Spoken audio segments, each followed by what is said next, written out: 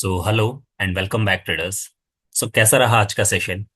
Comment box में ज़रूर बताइएगा, ताकि अगर कोई जेन्युइन पॉइंट मुझे लगेगा so I try to add those point in my analysis videos, right? अगर आप मुझसे ये पूछेंगे कि मार्केट का क्या पैटर्न चल रहा है, तो मैंने आपको कल भी बताया था, हूबहू आपको मार्केट में मूवमेंट देखने को मिला। इसके अलावा दो इंटरेस्टिंग पॉइंट मुझे यहाँ से नजर आ रहे हैं जो मैं आप लोगों से डिस्कस करना चाहूंगा। देखिए, अगर आज आप मुझसे पूछेंगे कि मार्केट का सिनेरियो क्या चल रहा है, तो मैं कहूंगा कि एफआईआईज और डीआईएस जो लोग बोलते हैं, जो बड़े प्लेयर होते हैं, जो मार्केट को रेगुलेट करते हैं, इन लोगों की इगोइस्टिक फाइट चल रही है। अब मैं ऐसा क्यों बोल रहा हूं, मैं आपको डेटास पे बताऊंगा। लास्ट 4 डेज का अगर आप पैटर्न देखेंगे डेटास का, तो आपको समझ में आएगा कि क्यों एफआईआईज डीआईएस की इगोइस्टिक फाइट चल रही है। इसके अलावा कौन किस पे भारी पड़ रहा है, ये भी मैं आपको डेटास के थ्रू बताऊंगा, राइट? इसके अलावा एक और पॉइंट आज के ट्रेडिंग सेशन से क्लियर होता है। जब कभी भी आपको चुनना हो डेटाज में से या फिर प्राइस एक्शन या चार्ट पैटर्न में से, तब उस कंडीशन में आप हमेशा प्रिफर करेंगे प्राइस एक्शन या चार्ट पैटर्न को। मैंने कल भी आपको बताया था कि जब कभी आपके सामने ऐसी सिचुएशन बने कि डेटा कह रहा है कि मार्केट पॉजिटिव है, तो आपको बाइंग करना चाहिए या नहीं करना चाहिए, या कॉल की साइड जाना चाहिए या नहीं जाना चाहिए। और प्राइस एक्शन और चार्ट कहते हैं कि मार्केट यहाँ से नेगेटिव है, आपको पुट की साइड जाना चाहिए। ऐसे में हमेशा ऐसी कंडीशन में आप प्राइस एक्शन या चार्ट को फॉर्म करेंगे। क्यों? क्योंकि जब कभी भी एक कैंडल स्टिक चार्ट बनता है, जब कभी भी एक कैंडल बनता है, तो ये पूरा वॉल्यूम का ट्रांजेक्शन है। अगर यहाँ पे बैरिश कैंडल बन रही है, तो मुझे पता है यहाँ से मुझे बैरिश ट्रेड पे फोकस करना है। बट डेटाज में एक बड़ा प्लेयर एंटर होता है और डेटा को मैनिपुलेट करना बहुत ही आसान है। So always you will prefer price action and chart pattern, right? I hope you got this point for your further experience. चलिए, इसके अलावा अब मैं आपको बताता हूं कि मुझे क्यों ऐसा लग रहा है कि एफआईआईडीआईस की इगोइस्टिक फाइट चल रही है। देखिए, मैं पैटर्न बताता हूं आपको। यहां पर मैं ले लेता हूं एफआईआईस, यहां पर मैं ले लेता हूं डीआईएस। लास्ट 4 डेज का इनका ट्रांजेक्शन देखिएगा। एफआईआईस ने 4 दिन पहले 3,600 करोड़ की बाइंग की, यानी 3,600 करोड़ की बाइंग की थी, राइट? उस दिन डीआईएस ने क्या किया था? उस दिन डीआईएस ने 2,000 करोड़ का सेल कर दिया था। नेक्स्ट डे यानी थर्ड डे एफआईएस आते हैं और 2,000 करोड़ की वापस बाइंग करते हैं। इस दिन 1,000 करोड़ का जो है ये एफआईएस वापस से सेल कर देते हैं। इन दोनों दिन एफआईएस के द्वारा अच्छी बाइंग हुई थी और सेलिंग थोड़ा कम थी। हमारा मार्केट पॉजिटिव था, मार्केट सस्टेन करने की कोशिश कर रहा था। और हर जगह आपको देखने को मिल रहा था कि हाँ, मार्केट सपोर्ट ले रहा है, बुलिश मोमेंटम बना रहा है, मार्केट सपोर्ट ले रहा है, बुलिश मोमेंटम बना रहा है। अब कल की बात करते हैं। कल जब आया तीसरे दिन के बाद, जब दूसरा दिन, तो एफआईआईस ने यहां पर क्या किया था कि एफआईआईस ने यहाँ डीआईएस ने यहाँ पर 1,600 करोड़ की एकदम से बाइंग कर ली, और एफआईआईस ने उस दिन 2,000 करोड़ की यहाँ पे सेल कर दिया, उल्टा कर दिया, राइट? और आज का दिन है जब मार्केट नीचे आया है। आज के दिन क्या हुआ है? आज के दिन जो एफआईआईस हैं, उन्होंने 3.6 करोड़, यानी 3.6 करोड़ की सेलिंग कर दी वापस से, और इन्होंने 2,000 करोड़ वापस से बाय कर लिया। इसका मतलब एफआईआई वाले जो भाई साहब हैं, जो बाय कर रहे थे, वो वापस वहीं सेल करके अपनी पोजीशन को लेकर आ गए हैं, आज से 4 दिन पहले जहां खड़े थे। और अभी जो डीआईएस हैं, जिन्होंने वापस वहां पे सेलिंग की थी, वो वापस खरीद के बाइंग पे अपने आप को लेकर आ गए। इससे ये समझ में आ रहा है कि दोनों के बीच काफी ज्यादा फाइट चल रही है। और एफआईएस जब भी बड़ा बाई करते हैं, एफआईएस जब भी बड़ा सेल करते हैं, तो मार्केट उस डायरेक्शन में ड्रैग होता है। इसका मतलब 19 और 20 का फर्क जो है, तो एफआईएस हमारे हमेशा 20 पड़ते हैं डीआईएस पे। ये चीज को याद रखिएगा। पैसे डॉलर्स में है उनके पास, और नो डाउट कि बाहर के जो एफआईएस के फंड्स हैं वो ज्यादा हैं इंडियन फंड से, राइट? क्योंकि उसमें बड़े बड़े फंड हाउसेस हैं। सो आई होप आपको ये पैटर्न यहां पर समझ में आया होगा, राइट?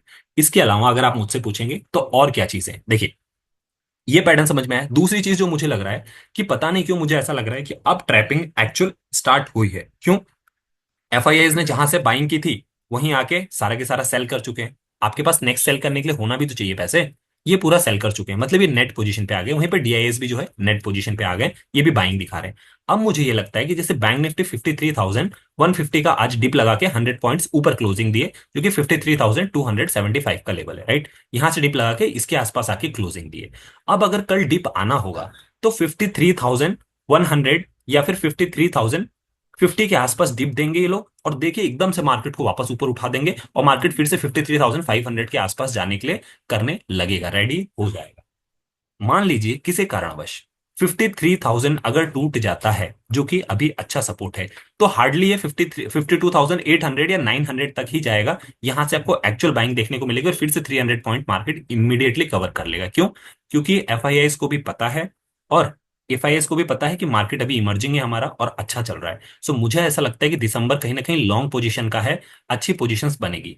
एक और इंटरेस्टिंग चीज मैं आपको बताता हूँ जो न्यूज चल रही है। अभी जो फेड के फॉर्मर प्रेसिडेंट थे, उन्होंने ये कहा है कि यूएसए इकोनॉमी में इन्फ्लेशन जो है वो अच्छा कवर हो रहा है। तो 18 और 17 दिसंबर को जो मीटिंग है उसमें हो सकता है कि 25 पैसे फिर से रेट कट होने के चांसेस हैं।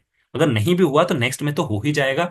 जब कभी भी पॉवेल जी, जो कि अभी प्रेसिडेंट है फेड के, वो अगर आके चेयरमैन अगर रेट ये बोलते हैं कि हमारे यहाँ इन्फ्लेशन कंट्रोल हो गया है, अब हम सोच रहे हैं कट करने का, तो वो न्यूज भी मार्केट के लिए बहुत पॉजिटिव रहेगी।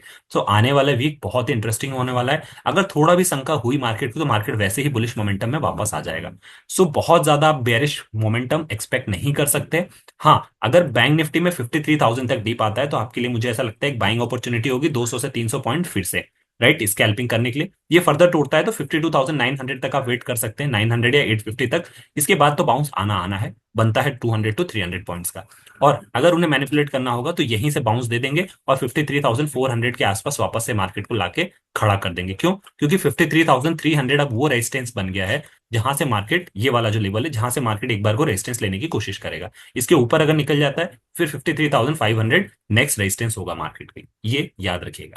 सिमिलर चीज अगर आप मुझसे निफ्टी में पूछेंगे तो निफ्टी में भी मैं आपको यही बोलूंगा कि निफ्टी में भी सेम पैटर्न चल रहा है। मार्केट ने इसके नीचे जो डिप दिया था मार्केट वहीं आके वापस खड़ा हुआ है।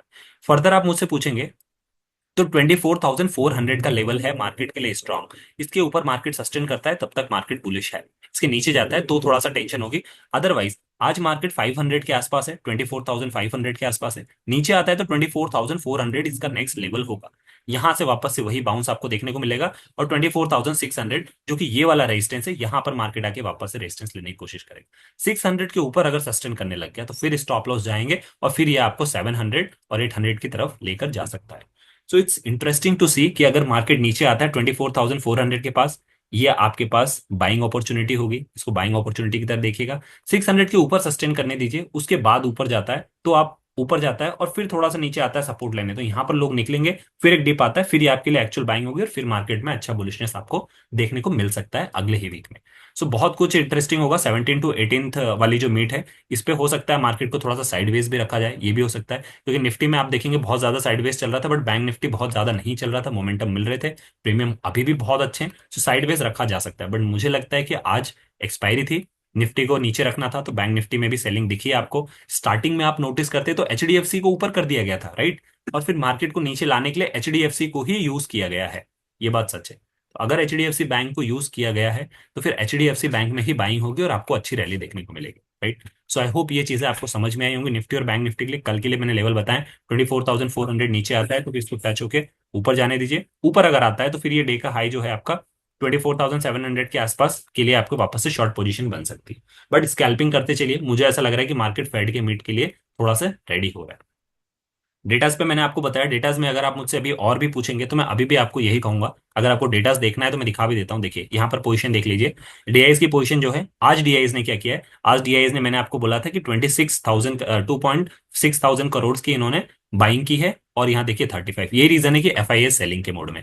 तो यहाँ पर ये जो पोजीशन दिख रही है ये 53:47 का है डीआईएस का, और एफआईएस की जो पोजीशन है वो अभी भी यहाँ पर उल्टी है, 47:53। तो दोनों में नेक नेक फाइट चल रही है। ये आई होप आपको चीजें समझ में आए होंगे, क्योंकि जब बड़े प्लेयर्स ही इस मार्केट को चलाते हैं तो फिर हमें उसके डेटा से तो बहुत इंपैक्ट पड़ता है। सो ये ट्रैक करना बहुत ज्यादा इंपॉर्टेंट होता है। बड़े टाइम फ्रेम पर अगर मैं आपको दिखाऊं, सो बड़े टाइम फ्रेम पर मैं आपको एक बार दिखाता हूँ कि यहाँ पे मार्केट में क्या सिनेरियो बन रहा है। देखिए, वनडे का अगर आप टाइम फ्रेम लेंगे तो वनडे के टाइम फ्रेम पर अभी भी नो डाउट कि मार्केट बेरिश है। बट मुझे ऐसा लग रहा है कि क्यों ना कहीं यहां से अगर एक भी कैंडल ऐसी बन गई तो ये मैनिपुलेट करके मार्केट को ऊपर ले जाया जाएगा, राइट। क्योंकि यहां पर देखिए आप, यहां पर एक पैटर्न भी सपोर्ट कर रहा है इस चीज को। अगर ये एम पैटर्न बनना चाहता है तो ये पहले फिर यहां से ऊपर जाएगा और फिर जब इसके बराबर आएगा तो फिर यहां से एक्चुअल सेलिंग आएगी जो इस 20 EMA को टच करेगी लाके। सो ये पैटर्न बनने के यहाँ पर पूरे पूरे चांसेस हैं। हो सकता है एक और रेड बन जाए यहाँ छोटा सा, उसके बाद बन जाए, नो डाउट। बट मुझे ऐसा लग रहा है कि 150 पॉइंट्स यहाँ पर, और बैंक निफ्टी में 200 पॉइंट्स या 150 पॉइंट्स, और निफ्टी में 100 पॉइंट्स, ये डिप के बाद एक अच्छा बाउंस बैक आने की कोशिश है, राइट। इसके बाद अगर आप निफ्टी में मुझसे पूछेंगे, निफ्टी में भी अगर मैं आपको बड़े टाइम फ्रेम पर लेके चलूं वनडे के, तो आपको एक चीज देखने को मिलेगी कि देखिए यहाँ पर भी सेम पैटर्न बन रहा है, बट यहाँ पर इतना ज्यादा सेम पैटर्न नहीं बना है। बट हाँ, हमारा मार्केट सपोर्ट के आसपास है, हमारा मार्केट यहाँ पे सपोर्ट के आसपास है। अगर ये यहाँ पर आता है तो मुझे ऐसा लगता है कि फिर ये यहाँ से वापस ऐसे उठने की कोशिश करेगा। अगर गिरना होगा, इस लाइन को तोड़ना होगा, फिर एम पैटर्न बना के ही तोड़ेगा। अगर बॉलिंजर बैंड में लगा लेता हूँ, अगर आपको बॉलिंजर बैंड के थ्रू भी देखना है तो आप एक चीज देख सकते हैं यहाँ पे इंटरेस्टिंग। ये देखिए यहां पर मुझे ऐसा लग रहा है, जो मैं कह रहा हूँ यहां तक का मेरा एक्सपेक्टेशन था 400, अगर 400 आता भी है तो ये यहां तक आ सकता है। सो 400 मैं एक्सपेक्ट कर रहा हूँ कि 400 एक बाउंस बैक एरिया होगा यहां तक। जब तक ये यहाँ आएगा तो ये लाइन भी यहाँ से थोड़ा सा इसके आसपास आ चुकी होगी। जब ये आसपास आ चुकी होगी प्राइस के साथ साथ, तो लाइन भी मूव होगी ना।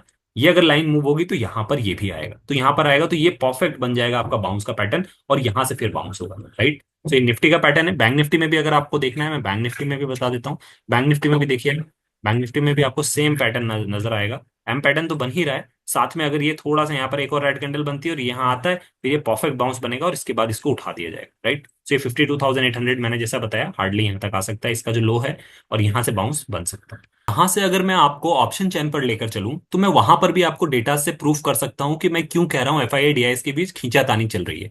देखिए एक एग्जांपल लेते हैं, फिर आपको चीजें और समझ में आएंगी। हमारा मार्केट ऑलमोस्ट 53,200 टू 300 के बीच है आसपास, बैंक निफ्टी, राइट।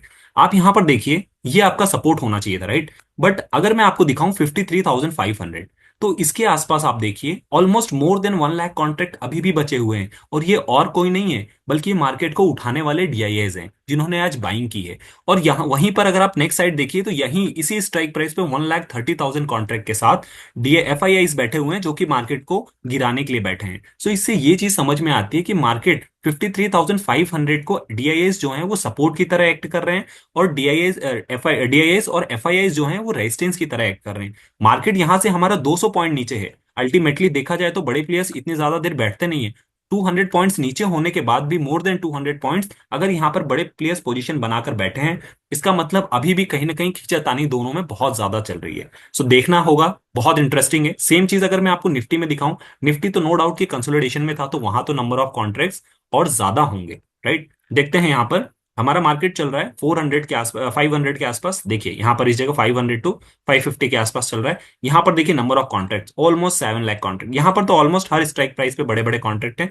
बट ये देखिए जो एग्जैक्टली है वो 7 7 लाख दोनों ही साइड है। मतलब खींचातानी बहुत ज्यादा चल रही है, और यहाँ से ये भी प्रूफ होता है कि एफ आई आई डीआईएस के बीच में थोड़ा सा नोकझोंक चल रही है, दोनों अपोजिट चल रहे हैं। जिस भी दिन एक साइड दोनों ने मन बना लिया उस दिन एक बड़ा मूवमेंट डेफिनेटली आएगा, राइट।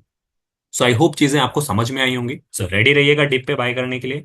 ये थोड़ा सा मुझे ऐसा नजर आ रहा है, जिस भी दिन गलती से दोनों का एक डायरेक्शन हो गया F I S D I का, उस दिन बहुत अच्छा मूवमेंट आपको मिलेगा। वीडियो अच्छा लगा हो please do like share subscribe. मिलते हैं अपने अगले डिस्कशन में, तब तक के लिए साइनिंग ऑफ।